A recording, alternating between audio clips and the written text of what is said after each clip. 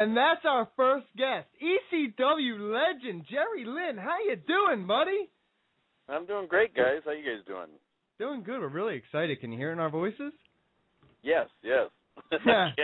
We're like balls of enthusiasm. That's how we do it, man. Oh, we love you, man. Listen. Let's get the elephant out of the room right now. I know you're on Extreme Rising, but we gotta talk Extreme Reunion, man. I was there. I'm a Philadelphia guy. I've seen you many the time.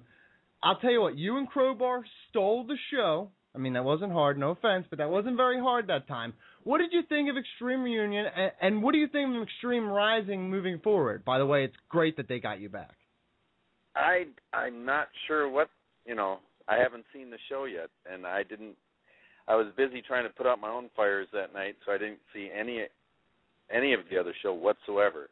So I was a little shocked when I got to the ring and the crowd was chanting, "Save the show." I just thought, right away, what the hell went on out here tonight? It was chaos. It was absolute chaos. It was a bunch of what nobody wanted at first. Listen, it wasn't terrible, and the idea worked. You saw how many people were there. You saw the energy in that place. It was like ECW again, man. But the show didn't live up. How can Extreme Rising change that? We won it, Oh, I know. I mean, the fans, obviously miss it and want it again. So it was just, I'm sure we've learned. Well, hopefully we've learned from some of the mistakes. Because from what I've heard, I thought, I just heard some of the parts were bad and some parts were good, but I hope. I mean, we should have have learned something, but people criticize it because everyone say, "Well, ECW's dead." Well, yeah, the company don't exist anymore. It never will exist again. But the fans still miss something that's similar to that product, and our intentions are not having reunions, but just creating a new product, and by using some of the originals and then incorporating some of the newer, younger talent that would fit that mold, and try and give, the fans that old school ECW atmosphere again. And that's a great idea to run with. The problem was it was billed as Extreme Reunion, and that's what people were expecting. And now the first couple of matches were younger guys, and there was the comedy match with the Blue World Order. Listen, that's all really great stuff, but and they're doing it right this time. Shane Douglas came out and admitted how it didn't go the way it should, and you know what? That's good. That's the right step in the right direction. As we remember with ECW, it was never perfect. There was always flaws of the original ECW. And listen, let's talk about that original ECW for a second too, man. Yeah. What was your favorite match? You've had tons and tons of the greatest technical matches we've ever seen. What's your favorite? What goes down your resume as your top match? I can't pick one. I mean, I like different matches with different guys for different reasons. A lot of people that never got a chance to see or probably didn't know that Rob and I were practically married for a year. We were wrestling on all the house shows on every loop, 2-3 nights in a row. And we were the whole time we were wanting to give the fans something different that they hadn't seen before. So even I would say a lot of our matches on the house shows were pay-per-view matches. So there was a lot of matches that, obviously with Rob that are some of my favorites, and Just Incredible, Lance Storm, Candido. I had a match at the arena with Mikey Whipwreck that was one of my favorites. Super Crazy. I mean, there's just, different reasons why certain matches stand out with different guys. MJ? Jerry, you're one of the rare wrestlers, I think, who's had the opportunity to pretty much compete in every major promotion over the course of your career. And I know that most people will probably think of you forever as an ECW guy because that's probably where you made your biggest impact. But which promotion that you worked with did you enjoy the most, and why? Oh, ECW, because being on the road with that crew was nonstop entertainment. And plus, every show, the fans made it just a crazy party atmosphere. So, it was always a good time. BJ?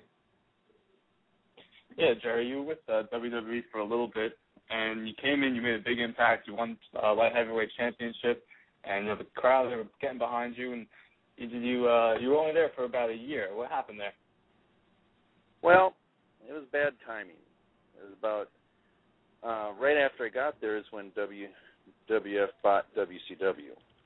So now you had twice as many guys you needed, and a lot of those guys were already big, built-up superstars, which I wasn't.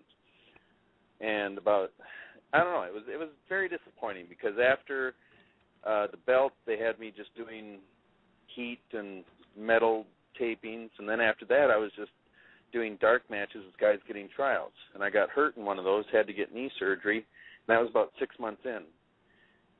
And then 3 months after my knee surgery, they called, see if I was ready to come back, and I said the doctor said 6 months, and then a week later I got my walking papers. So it was it was disappointing, but it was what it was. It was just, bad timing. Yeah, when you got that many extra guys, already a bunch of them are stars, there's a lot of other guys who become expendable. And what we are pretty much in promoters' eyes are toys. And when one toy is broken, it's like, bring on the new toy. It's true. It's a cold-hearted aspect of the business, but it's the truth, man. MC? Yeah, Jerry, ECW, as we all know, was such a special time in wrestling, and it had such a special relationship with fans. Now what you guys are doing with Extreme Reunion, Extreme Rising, what do you have to bring from that old ECW to recreate some of that magic to make this product, a success? Well, I don't think I think we definitely got to, be choosy and bringing in the right guys that fit that old ECW mold. But also, I think it's not all up to us. It's up to the fans, too. Because ECW started out, passing out free hot dogs and beer, just trying to get people to come in and give them a chance. And from what I heard, there were some fans that night that weren't even going to give it a chance. Because when the first opening video starts playing and the audio doesn't work and the crowd starts chanting, "This show sucks," it was like, well, give it a chance. An old school ECW crowd would have started chanting "Can't hear shit" instead of "This show sucks." They would have had some fun with it still. But it felt like there was a contingent of fans who showed up just to not even give it a chance. So it's not all up just to us. It's up to the fans, too. Don't show up and put everything under the microscope and over-psychoanalyze everything. Show up to have a good time. Well, that's one of the problems. Right. That's the one thing that made ECW great was the relationship between the wrestlers and the fans. The fans showed up and had a great time, and the wrestlers fed off that energy and even worked harder and busted their asses harder for the fans. But if you're going to sit there and just criticize and, psychoanalyze everything, it just takes all the fun out of it.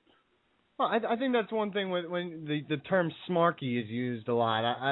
Al Snow always hated us saying that term, but I think it's still true. It's the guys who try to feel like they're smarter. This show sucks. The thing is, the show started with audio that was bad, and that did get everybody pissed. They're in there. It's already jammed. The show started late, so you are starting to irritate. And it's Philadelphia. You know how we get. We do get angry. Well, the fans don't realize, too, the show started late because the commission doctor wasn't there yet. Well, see, nobody was told that. See, we were just shuffled in there like sardines, and they're like, all right, nothing's happening. So yeah, they learned. Like Paulie always did. When there were problems, he would always go out and address the crowd and shoot straight with them and tell them what was going on. And that should have been done that night. And I got it. Paul Heyman, we're talking about in the WWE now because he's doing great again. He is what a federation like this Extreme Rising needs. You guys need a face who can come out like this. I'm putting this on my shoulders. And you know what? Shane Douglas could be the guy to do that. So hopefully he learned from the mistakes, and that's why most of us who came to the last show will be given another chance.